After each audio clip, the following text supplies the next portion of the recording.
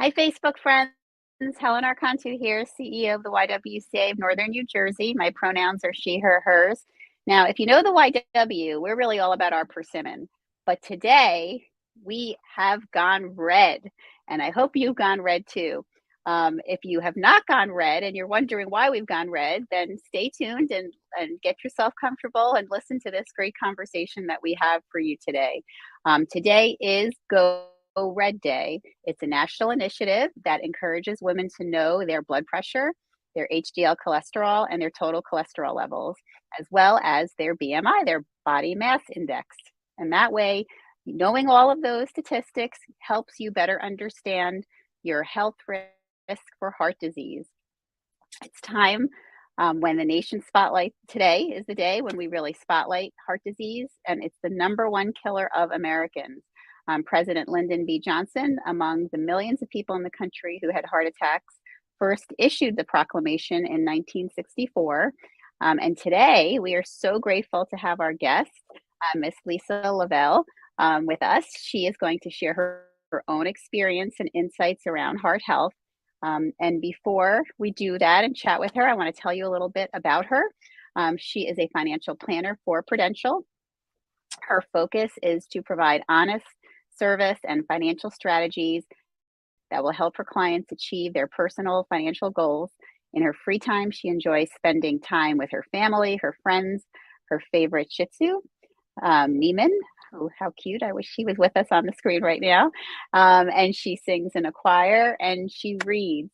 She is, there's such a story here. So I'm so grateful that she could join us to share it. So with that, welcome, Lisa. Thank you so much, Helen. I'm excited to be here. So So before before before we jump into our questions, I thought it would be great to share an amazing video that was created about your life that really highlights your personal journey around heart health.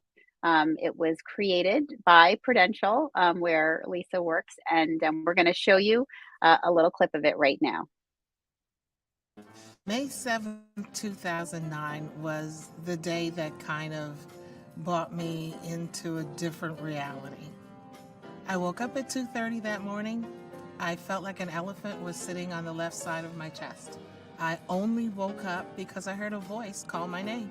I didn't know what was going on. Although I had been trained to recognize heart attacks on the job site, I didn't recognize what was going on in myself. I dialed 911 and explained that I think I'm having a heart attack.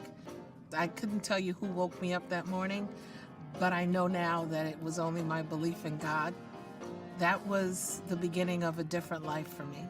I felt very happy that there were people out there that actually do things and raise money to help save lives. Lisa introduced herself as a heart attack survivor. I immediately, of course, thought, oh, I need to connect with her. She told me about the leadership team and the work that they do each year, and I said, I would love to be a part of this. Lisa's made an amazing impact to the American Heart Association and our work, and has a real passion of sharing her story with others, making sure as many people as possible learn the signs and symptoms of a heart attack and stroke, and just getting the messaging out on different health and wellness initiatives. She took part in our Heart Walk, which is our biggest fundraiser of the year. Yay! If I can attribute anything to why I had a heart attack the way I did, it was because I really needed to stay active and healthy. Our aunt has inspired us to live a healthier lifestyle. She would coach us for basketball practice. She would take us to like kung fu classes. That was a major part of us leading a healthier lifestyle at a young age.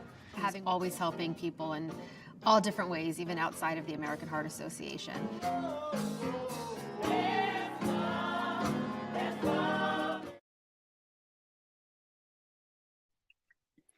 Well, I actually had the honor to see the entire video, which is amazing. But that clip alone really gives us a sense of your experience.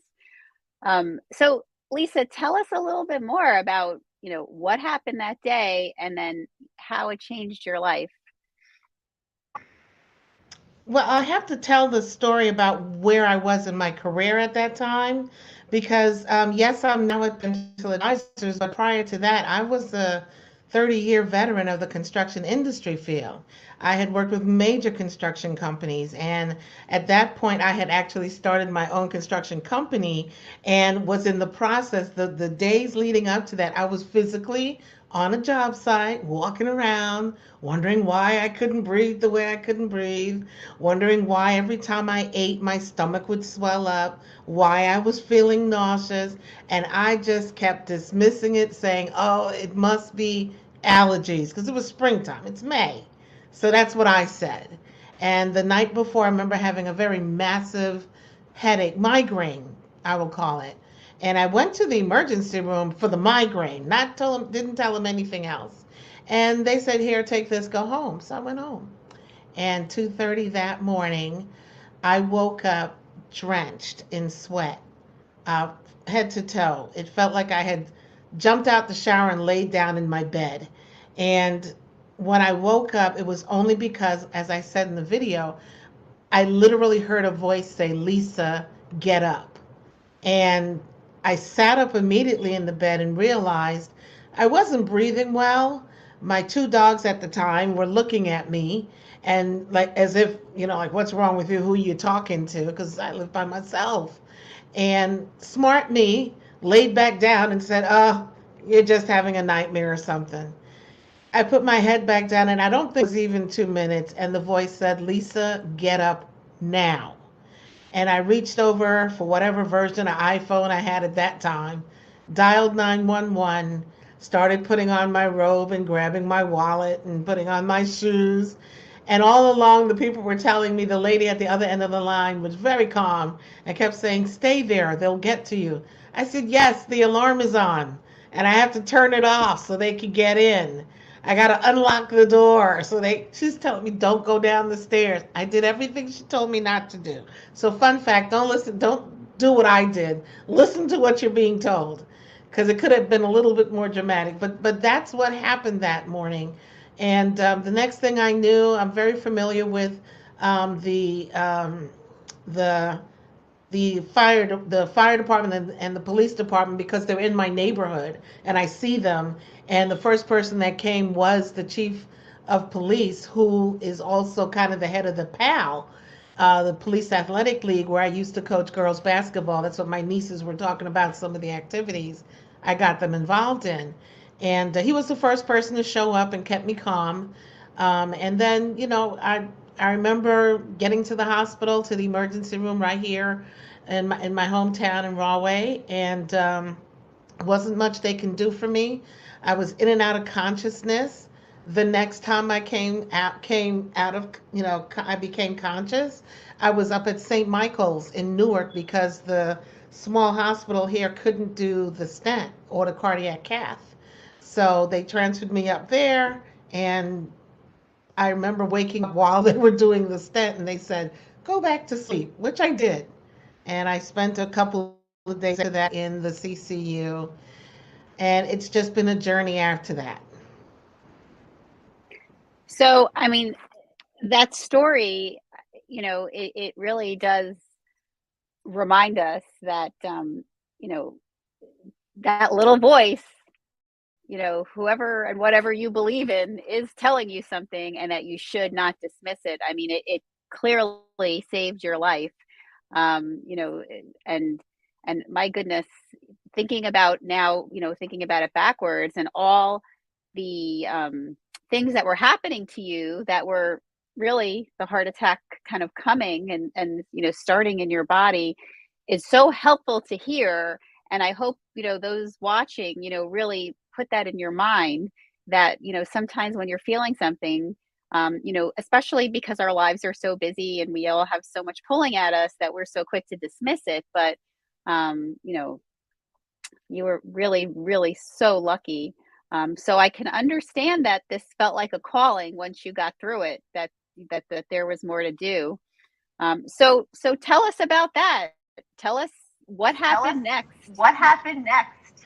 So after going through several things, I I was having problems with getting, like, I started swelling up after the event. And so for the months after that, about 2 months after that, so that was May, so all of May and then into June, I kept like retaining fluids. I tell everybody, I look like weebles that wobble but they don't fall down.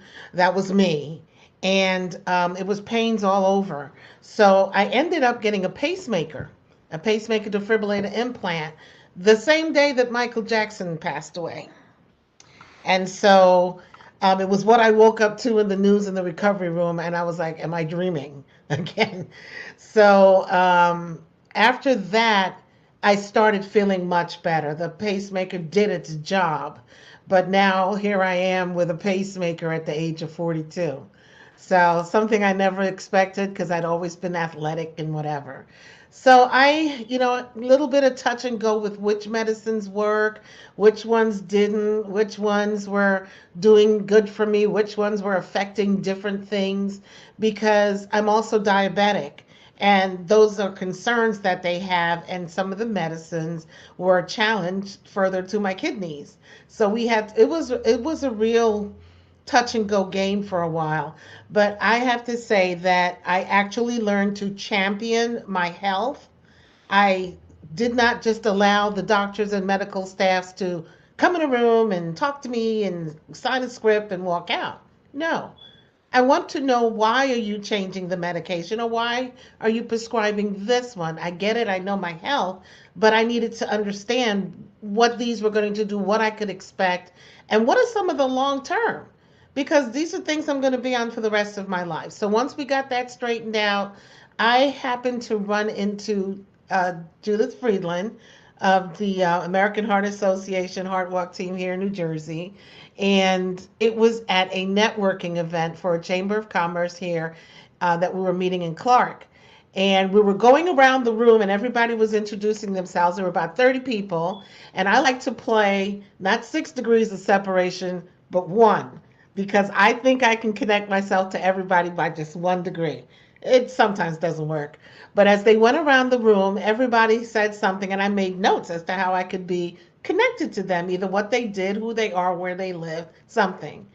And so I went around the whole room. Judy was to my right. She was the last person. She was the person to go before me. I went last. And when I heard she was with American Heart Association, I go around the room, I say everything, and then I look at her and I said, I have a lot in common with you. And she's looking at me. I said, I'm a survivor.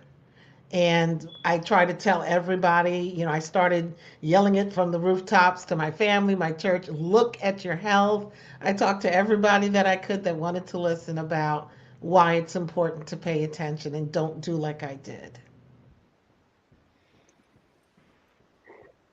Wow. I mean, and it's fortuitous. It seems like you end up in that room with that contact from the American Heart Association, again, once again meant to be. Taking your experience and helping so many others with it. And I was so struck in the video about your nieces too, and them sharing how, which an earlier part of the video, which we didn't show really, about the impact that you've always had on their lives and how involved you've been with them. And you know but then to have this happen and really make them at such a young age really think about their health in a different way. So changing the trajectory for them as well, which is really, so important, so important. Helen, the other reason that this is so important to me, I'm of Caribbean descent. I was born in Trinidad and Tobago. I emigrated here when I was 9 years old with my brother, sister, and my mom and dad.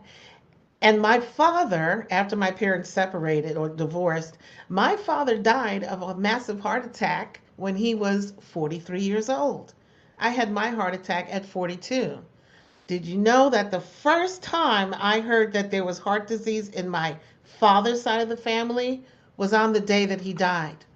That was it. It was before the heart attack, of course. He died when I was in my 20s, but that was the first time. But even then, I didn't pay attention or think to ask. Lisa sharing her story and telling us how The first time she really learned about the history in her own family was when her father died. And it really does remind us how important it is to be sharing what's going on in your life with your loved ones and your family members and the generations coming up. Because having that information can really help them make different decisions around their health, for sure. So what a tremendous gift that she gave them as well by sharing her story. Obviously, Lisa, I wanted to see if we could just spend a minute now that we're back together to talk about CPR. Why is it so important that we learn CPR? I know everyone thinks, oh, well, I just can call 911 and help will be on their way. What do we really need to know? Well, that's true. Help's going to be on the way. You can call 911. But that time that you're losing waiting for somebody, this is like seconds count. That's what CPR is about. When I was in the industry, in construction industry, I learned how to administer CPR because as the project manager, I was it. I was the main safety person. So when I recognized something going on, I had to know how to do those things. But never realizing that something could happen to me and did my family know? Because most of the time, things are going to happen when you're home. You're not going to be sitting 2 feet from a hospital or an emergency room. You're going to be at home. Your loved ones are probably going to be the first one to have to administer care. That's why learning CPR and the techniques are so important. And even further for us to make sure that we're considering when we're talking about CPR is that the statistics show that Black and Latino people are less likely to receive bystander CPR than their white counterparts. And women are less likely to receive hands-only CPR, mostly because people fear accusations of inappropriate touching, sexual assault, or injuring the person. We need to change that dynamic for sure, and that statistic. What can we do to do that, Lisa? I think the first part is like you said, we need to change it. But how you go about making change is usually kind of touch and go. But I find that the best approach is education. The more people that get out there, the more, I mean, we all sit around and binge watch something on somebody's streaming service. Why can't we all get together and learn how to do this and understand what truly is happening?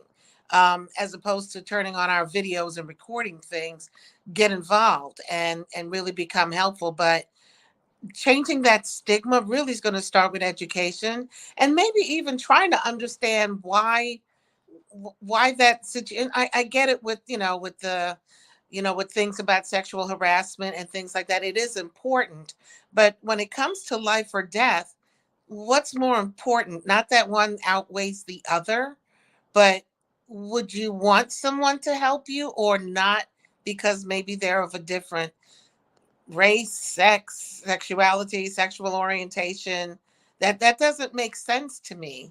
But I think it's going to have to start with education, understanding that this is not something that you're going to hurt somebody with, if it's done properly, and the education and training will make sure of that. I think when it comes to Black and brown folks, we tend to, and I'm not saying me, but as a people, we tend to shy away from doing anything that somebody can come back and say, oh, you hurt me, I'm going to sue you. Because that's also another reality about helping somebody with CPR. We've seen and heard about cases like that too. So there's a lot. There's a lot we have to do to change that, but I think it starts with education and training. And so, just a reminder to everybody watching, you can learn about CPR classes. Most of our local healthcare institutions offer them for the community. A lot of nonprofit organizations do. And you can connect with the American Heart Association for sure. They have courses as well.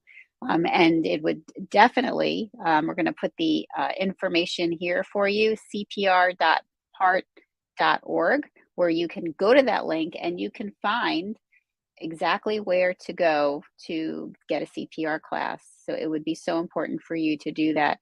And we have the links for you here in the comments so that you can easily just go to it and find a class near you and at a time that works for you as well. We also have for you here in the links the warning signs and symptoms will bring you back to the Go Red for Women site. And, Lisa was so generous to share her experience and what signs and symptoms that she received. But the reality is, it's a little different for everybody. And it's good to hear what she went through because it's a great reminder for us not to ignore it. But our symptoms may be different. And if you go to that site, you'll be able to, read and see all the different symptoms to make sure that you can, keep that in your mind. So, Lisa, before we leave each other, I, would love for you to share with us, now that you're in this place where, you've, been through this, tremendous experience that brought you to being an advocate, being an ambassador, on this important topic and with such a great organization. Obviously, you've also had a career change that you're doing really important work. And I know for you, as you shared with me before we went live, that it's important for you to share your story with your clients because that there's a lot of stress around finances and that it can impact their health. So tell us, how do you celebrate your health now and your new life as you move forward? So that's a great question, especially in the month of February, because this month is my birthday month. My real birthday, the day I was born, is February 10th. So that's next Friday. But my new birthday, the one that I go all out for, is May 7th. So this year I'll be turning 14. And every year I start the year off actually with reminding people that, hey, you could still give to the American Heart Association. I try to get them involved in more exercise and walking. If we're Cycle Nation or if we're out there walking, I'm posting things, I'm telling people. I don't do a lot on the Instagram thingy, but I do try my best to let people know there's so many different ways to be active. What's most important is that you move. Just move. I don't care if you move up and down the steps in your house 100 times a day. Just move. And my dog has been the best help for me because with him, I get to do 2 miles of walking a day. Yes, our pups are definitely good motivators to get us out and moving for sure. But it makes sense that you have a new birthday to celebrate after the amazing story, that you have to share for sure. And again, to our viewers, I hope that um, think about this day, think about what you've heard, think about Lisa's story. Obviously, we hope that you never have to have the experience, but it's important to kind of file this away so that if you ever are having a strange symptom or feeling or something out of the ordinary, that definitely take the time to check it out and not push it off.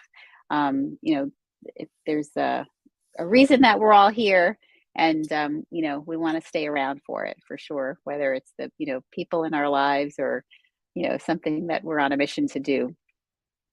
But clearly Lisa's mission is to make sure that we're all thinking clearly about our hearts and our heart health. There was just one thing I wanted to add as you were talking about getting yourself checked out and understanding the symptoms. The symptoms for heart appear differently in women than they do for men. Way different. So that's something else to pay attention to wherever you get your training. Ask the question if they don't share it with you. Just ask. That's such an important part of this discussion. And I know that I've heard that before too. And it's if you go to the link, folks, you'll be able to read more about that as well. But as Lisa said, and we hope that you do, we hope you go take some CPR training, and during that training, get to hear, some of these specifics as well. We do encourage you also to, be following the great work of the American Heart Association. It is a fellow nonprofit. It's, again, doing life-saving work for sure. And it's important for you to be connected to them and see how you can support their efforts as well. And so with that, we wrap up our Friday afternoon Go Red Day. We hope that you learned something today. We also hope that in honor of Go Red Day, that you, whatever you've learned, integrate it into a conversation with someone else in your life and keep passing the information along.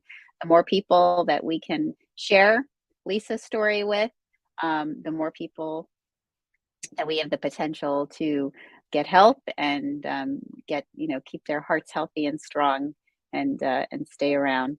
So with that, thank you so much. We want to make sure that, again, that you visit all the links that we have here for more information.